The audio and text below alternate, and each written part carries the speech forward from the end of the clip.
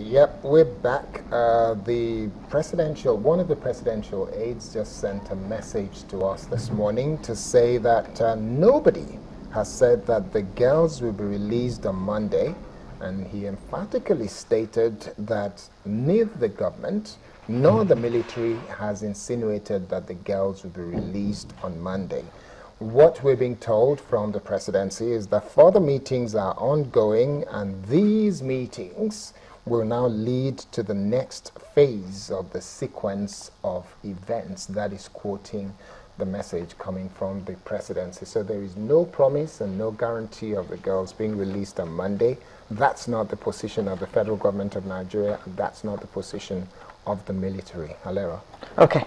Yes, we'll now move to the next segment, and we'll be looking at winning the Ebola war. Well, the Ebola is ravaging certain parts of West Africa, specifically Sierra Leone, Liberia, and Guinea. And only yesterday, Senegal was declared Ebola-free, and by Monday, Nigeria would clock 42 days of no new incident of Ebola. And if we can manage this position until Monday, Nigeria as well will be declared Ebola-free. Now, to look at winning this war with us this morning, it's my pleasure to welcome the head of department at the Nigerian Institute of Journalism, Mr. Jide Johnson. It's a pleasure to be with you once again. And on my side, I have two lawyers, the president of Aka Ikenga, Mr. Godi Wazurike. Thank you. Good morning. As well as the coordinator, Nigerians for Change, Mr. Kingsley Omose. Good morning. Thank you very much for You're coming. By Monday, Mr. Johnson, if we don't have any new case of Ebola, today is Saturday, that's in 48 hours, we will also qualify to be declared Ebola-free. Should we be celebrating? Well, if we look at the way the various government at various levels, the federal government, the state government, and the commitment of Nigerian people, and particularly the nationalistic spirit of first consultant medical people, you agree with me that we've done well. We've really done well, and we can't wait for Monday to come so that Nigeria will be declared Ebola free. It calls for celebration because what we have handled and have succeeded in handling, we could see the panic that is even happening in Western world as regards the outbreak of Ebola in the United States, in Spain, and you could see the panic. If Nigeria could cope, in actual sense, when it first broke out, we are looking forward to these nations for help, but now we were able to use our Nigerian spirit to overcome this, and I think a government from the federal to the state and the local government level should be commended for a job well done. Yes, Mr. Wazirike, how exactly do you think we achieved this? What was it that we got right for once, that this thing was curbed like it was? Well, you know, by nature, Nigerians people don't take no for an answer. If you go to any airport, you find a black man struggling, fighting the system or situation of things. Most probably the person is a Nigerian. So as soon as this issue of Ebola came up, what did we do? We had to go into our reserves, into what made us who we are, to say this thing must be checkmated. First and foremost, I was at the national conference, and what we noticed is that virtually all of us were now greeting like this. Everybody at the national conference is somebody, Ebola. The consciousness was there. Yesterday we had a meeting, and I can't remember checking anybody. They too didn't offer their hands. So the moment the health minister made it a daily briefing affair, the tone was set. But first and foremost, the first consultants people, beginning from the chief medical director, Dr. Harry, to the heroine of the struggle, Dr. Dadevo, to even that cleaner and the nurse who started work that same day and was infected the same day. And the man on the street who at every opportunity he wash hands. that residual spirit in Nigeria came out. And because we took it as something, a task that must be done, we, the people who reside in this country, knew that it was a fight we must never lose. No compromise. The average doctor, you come, instead of just touching you, they first of all put something in your ear. So, because the consciousness was there, and because the right people were on duty, and also because God made Dr. Sawyer, the index case, to fly in instead of coming by road. What if this man had come through the border from Badagry? You collapse along the way. All those touts will carry him. Some will put him in the race vehicle. Some will touch him. Some will search his pocket. The communication would have spread. But because it's a managed situation, subconsciously they carried him to one place where the right steps were taken. I think God was there for us all the way. Okay. Indeed. I was going to ask Barrister Kingsley Mose. Now, when you look at the things that we do in Nigeria and the criticism that we always have about Nigeria and Nigerians is that a lot of times we fail to follow procedures and processes in a very finicky way to make sure that it is done and done excellently well. But in this case, even the World Health Organization acknowledges the fact that we've done excellently well because the procedures and processes were followed excellently well in terms of the changing of the outfits and so on and so forth.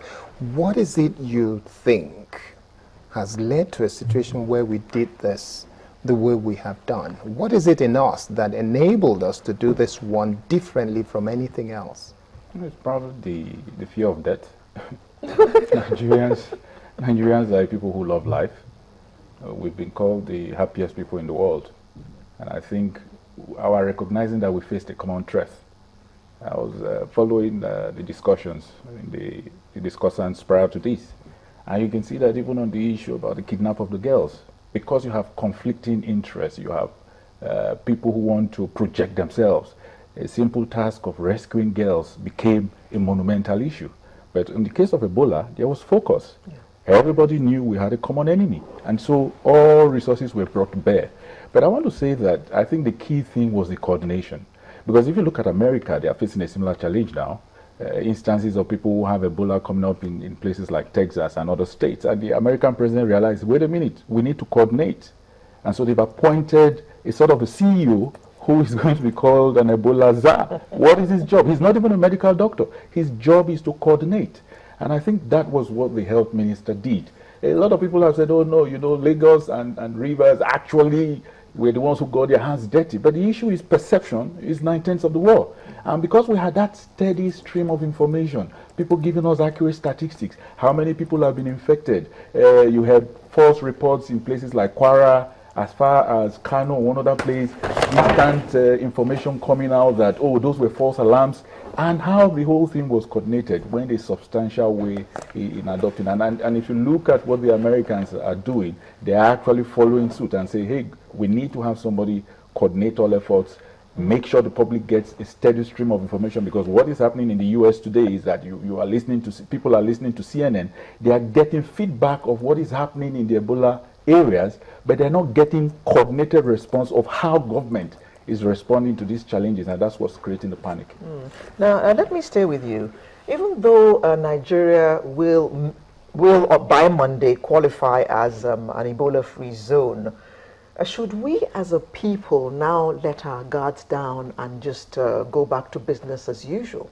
Well, certainly not. I was reading a very disturbing report in the papers this week that sometime in February, about 850 Nigerian soldiers who were deployed there will be coming back to Nigeria. Now, you can't stop them from coming back. But the fact is that they are coming from an Ebola-ravaged country. So how do we respond to challenges like this? And sadly, the Americans too have become a risk area. I don't know how people want to see it. We know America is a place we all love to fly to, but as of today, in terms of Ebola, Nigeria is Ebola-free.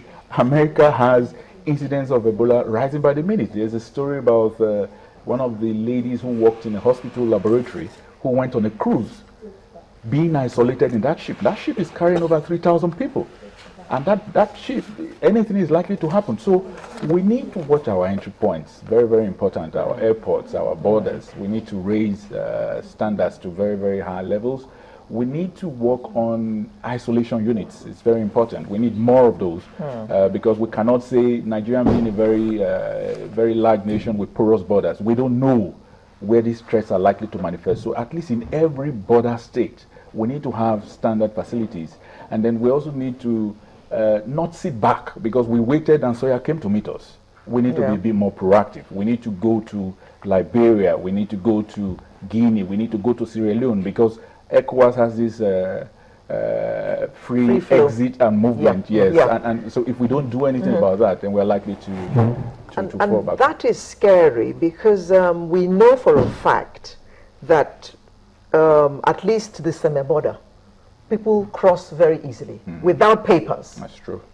So, I mean, Mr. Johnson, what do you expect immigration and customs and all that to be doing at the borders now to make sure that people don't walk into Nigeria who may possibly be infected with the virus? You know, first and foremost, the outbreak of Ebola has raised the level of awareness and compliance with personal hygiene.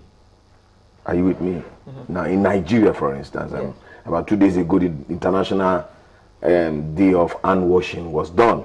And basically, you and I have become more conscious about personal hygiene. And virtually in all organizations, now public places, you have people have this hand sanitizers, you have this thermometer which you use to measure temperature and what have you. I think, just like Barrister said, we've got to keep this momentum. We don't have to go back to sleep. We don't have to go back to sleep. These measures that we have put in place must be put in place because it is Ebola today. We don't know the outbreak of any other epidemic. So that as soon as possible, we're able to detect the case and we're able to deal with the cases. So at our entry points, our border, our seaports, our airport, all the measures that have been put in place should be sustained. In actual sense, even if you could increase the level, I would suggest that we increase the level so that the way and manner in which we address this issue, we continue with it. Okay. I was watching a report this morning on one of the international TV stations about what is happening in China, and they indicated that China has a clear strategy which they believe will work for them, which is to almost in a manner of speaking quarantine every flight coming in from Africa. It's not a clear case of just Guinea, Liberia, Sierra Leone. The whole of Africa, everything that comes from Africa, they practically quarantine it, and they then check that every one of them, they're Ebola free, and even the waste on the flight is incinerated. It's not allowed to be recycled like any other waste coming from any other flight. Where I'm going with this point I'm making is Nigeria on Monday will be declared Ebola free. What should our government be doing to make sure that countries like China and other parts of the world see us as truly Ebola free?